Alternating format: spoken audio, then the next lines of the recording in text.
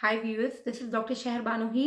उम्मीद करती हूँ कि आप सब लोग ठीक होंगे, अच्छे होंगे, अपना अच्छे से ख्याल रख रहे होंगे और थोड़ी या ज़्यादा किसी न किसी की मदद ज़रूर कर रहे होंगे। आज जिस टॉपिक के बारे में हम बात करेंगे वो एक बहुत ही ज़्यादा कॉमन पॉपुलेशन का प्रॉब्लम है, बहुत ज़्यादा सुनने में आता है, लेकिन इसके बारे में अवेयरनेस बहुत कम है। तो वो है यूरिनरी ट्रैक्ट इन्फेक्शन। मैं अक्सर लोगों से ये सुनती हूँ यहाँ पे कि जब वाइल यूरिनेशन उनको बहुत बर्निंग सेंसेशन होती है या उनके हाथ पैर जलने लगते हैं या फिर ये कि उनकी जो वाइल यूरिनेशन उन्हें बहुत ही फाउल स्मेल आती है। तो उसकी रीज़न क्या है? उसकी रीज़न है यूरिनरी ट्रैक्ट इन्फेक्शन। जैसा कि नाम सजेस्ट कर रहा है, ये यूरिनरी ट्रैक्ट का इन्फेक्शन है। और ये इन्फेक्शन क्यों कॉज होता है? ये इन्फेक्शन इसलिए कॉज होता है, इसकी जो बेसिक रीज़न है वो होती है बैक्टीरियल कॉलोनी की फॉर्मेशन यूरिनरी ट्रैक्ट में जो हो जाती है, जिसकी वजह से इन्फेक्शन जो है वो स्प्रेड कर जाता है। और इस बैक्टीरिया का जो नाम है वो है ई कोलाई बैक्टीरिया, जो बहुत ही ज़्यादा कॉमन नज़र आता है ड्यूरिंग एग्जामिनेशन। और भी बहुत सारे बैक्टीरियाज हैं जो इसके लिए में पार्टिसिपेट करते हैं इस इन्फेक्शन को स्प्रेड करने में। जैसे क्लेप्सिलर निमोनिया एक और बैक्टीरिया है, लेकिन ये रेयर होते हैं। ई कोलाई सबसे ज़्यादा कॉमन ली फाउंड होता है ड्यूरिंग एग्जामिनेशन। तो रिसर्चर्स ने जो है वो यूरिनरी ट्रैक्ट इन्फेक्शन को दो टाइप्स में डिवाइड कर दिया है। एक अपर यूरिनरी ट्रैक्ट इन्फेक्शन है और एक लोअर यूरिनरी ट्रैक्ट इन्फेक्शन है। जो अपर यूरिनरी ट्रैक्ट इन्फेक्शन है वो बेसिकली किडनीज का इन्फेक्शन है। और ये किडनीज का इन्फेक्शन इस तरह की किडनीज को इफेक्ट करता है। जो इन्फेक्शन है, जो बैक्टीरियल कॉलोनी है, वो जो स्प्रेड करके वो किडनीज तक पहुंच जाती है और फिर जो है वो किडनीज को इफेक्ट करती है। तो हम इसको अपर यूरिनरी ट्रैक्ट इन्फेक्शन कहते हैं और इसको पाइलोनेफ्राइटिस बोलते हैं। जो लोअर और कॉमनली यूरिनरी ट्रैक्ट इन्फेक्शन देखने में नजर आता है वो होता है ब्लैडर का इन्फेक्शन, और उसको हम सिस्टाइटिस कहते हैं। और ये बहुत ही ज़्यादा कॉमन होता है क्योंकि 90% ऑफ द पॉपुलेशन को ब्लैडर का इन्फेक्शन ही होता है, जिसे हम लोअर यूरिनरी ट्रैक्ट इन्फेक्शन बोलते हैं। अगर हम मेल में देखें तो एज कम्पेयर टू फीमेल के ये मेल में कम होता है यूरिनरी ट्रैक्ट इन्फेक्शन। एनेटमी क्योंकि डिफरेंट होती है। मेल्स का जो यूरेथ्रा होता है वो लॉन्ग होता है, तो उतना ज़्यादा जो है वो इन्फेक्शन स्प्रेड नहीं कर सकता। लेकिन फीमेल का यूरेथ्रा जो है वो बाय नेचर छोटा होता है, तो यूरिनरी जो ट्रैक्ट इन्फेक्शन है, बैक्टीरिया स्प्रेड कर जाते हैं, कॉलोनी फॉर्मेशन हो जाती है और इन्फेक्शन कॉज हो जाता है उससे। तो उसके अलावा हम आज जो बात करेंगे वो है साइंस और सिम्टम्स की, कि क्या साइंस और सिम्टम्स होते हैं अपर और लोअर दोनों के। जो लोअर यूरिनरी ट्रैक्ट इन्फेक्शन, अगर हम पहले उसकी बात करें क्योंकि वो कॉमन है और less complicated as a matter of fact, तो हम उसके बारे में देखें तो उसमें डिस्यूरिया हो जाता है। Dysuria basically pain while urination होती है। यानी कि जब आप यूरिनेशन करने के लिए, जब आप यूरिन करने के लिए जाते हैं तो उसमें पेन होता है वाइल द प्रोसेस, या फिर ब्लड आने लगता है। उसके अलावा बर्निंग सेंसेशन बहुत ही कॉमन सिम्टम है इसका। उसके अलावा बहुत ही क्लाउडी, बहुत ही फोगी, आप समझ लें यूरिन का जो है वो जब आप देखते हैं तो उसमें फोम टाइप अपीयरेंस होती है, बबल्स होते हैं। जो कलर होता है वो डार्कर होता है, यानी ज़्यादा पेल होगा, और बहुत ही ऑफेंसिव फाउल स्मेल होती है। ये हैं फ्यू सिम्टम्स और साइंस जो कि लोअर यूरिनरी ट्रैक्ट इन्फेक्शन के हैं। अगर हम अपर यूरिनरी ट्रैक्ट के इन्फेक्शंस जो है उनको उनके साइंस और सिम्टम्स डिस्कस करें तो यही सब चीज़ें उसमें भी होती हैं, लेकिन उसके कुछ क्लासिक फीचर्स हैं। जैसे कि उसमें वॉमिटिंग होती है, फीवर होता है, और जो पेन है आपका वो रेडिएट करता है, यानी वो पीछे तक जाता है।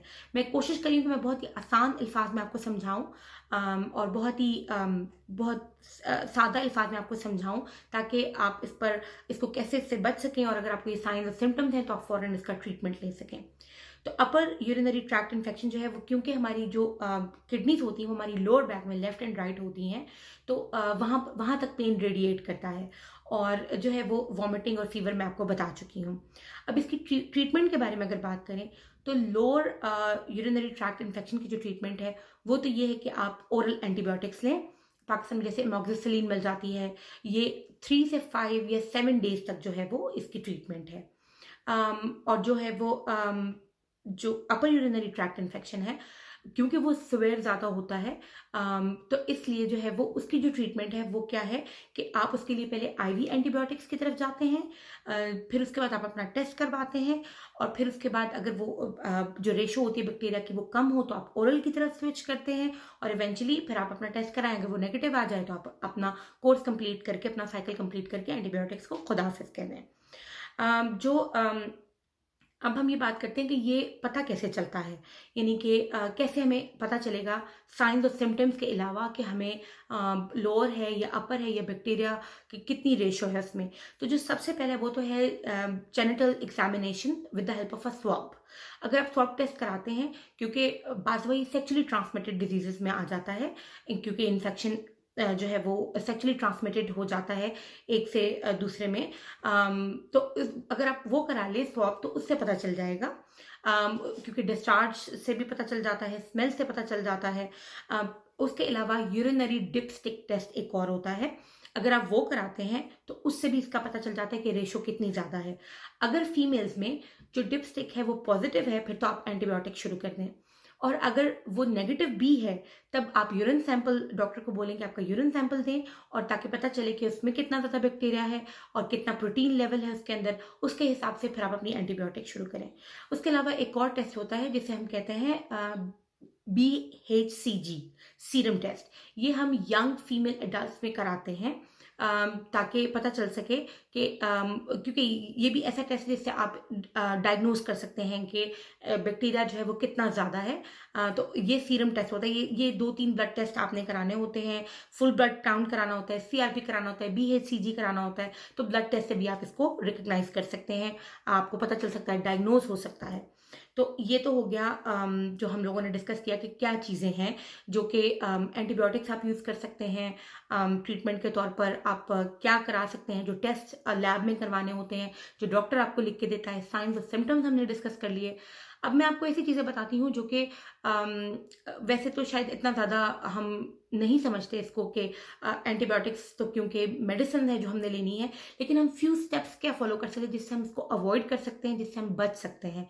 तो सबसे पहले तो ये कि अगर आपको साइंस और सिम्टम्स फील हो रहे हैं, आप फौरन अपना फ्लूइड इनटेक ज़्यादा कर दें। जितना ज़्यादा आपका फ्लूइड इनटेक अच्छा होगा उतना ही ज़्यादा जल्दी आप रिकवर करेंगे। और उसके अलावा पब्लिक टॉयलेट्स यूज़ ना करें। जो पब्लिक टॉयलेट्स हैं वो एक बहुत ही कॉमन सोर्स है बैक्टीरिया के स्प्रेड के लिए, एक से दूसरे में जो ट्रांसमिट होता है। तो अगर आपने बहुत ही मजबूरी है और यूज़ करना है तो पहले से अच्छी तरह वाइप करें और फिर यूज़ करें, वरना ट्राई करें कि आप अवॉइड करें पब्लिक टॉयलेट्स जब में जाने से। तो ये 2-3 चीज़ें हैं, अगर आप इसको फॉलो करेंगे तो आप यूरिनरी ट्रैक्ट इन्फेक्शन से बच सकते हैं। और ज़ाहिर है कि हर चीज़ का कोई ना कोई इफेक्ट ज़रूर होता है। जैसे जो अपर है, अगर खुदा न खास्ता अपर यूरिनरी ट्रैक्ट इन्फेक्शन को अगर ट्रीट नहीं किया जाए तो इंसान किडनी फेलियर में चला जाता है, और अगर लोअर का हो तो फिर जाहिर है कि पेन होता रहता है, बर्निंग सेंसेशन होती रहती है। तो इन सब चीज़ों को अवॉइड करने के लिए आप ये फ्यू स्टेप्स हैं जो फॉलो करें। मैं उम्मीद करती हूँ कि इन सब से आपको बहुत फ़ायदा मिलेगा, और हम अगली वीडियो में कुछ नया लेकर आएंगे, तो हमारे साथ बने रहें, और फिर इंशाल्लाह बात होती है नए किसी टॉपिक के साथ। तब तक के लिए खुदा हाफ़िज़।